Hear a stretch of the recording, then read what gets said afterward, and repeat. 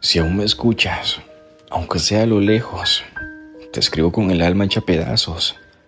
No tengo orgullo, ya no me queda nada. Solo tu nombre, temblando en mis labios. Afuera llueve, pero adentro llueve más. Son mis ojos que no saben olvidarte. Cada rincón de la casa me habla de ti y cada silencio me grita que te fuiste. Perdóname por el grito que no debí dar, por el abrazo que no supe darte, por esa noche en que te dejé llorando y yo, cobarde, no supe quedarme. No te pido que vuelvas corriendo, solo que no me borres del todo. Si algún día en tu corazón queda un rincón, déjame vivir ahí, aunque sea roto. Con mi corazón te pido perdón.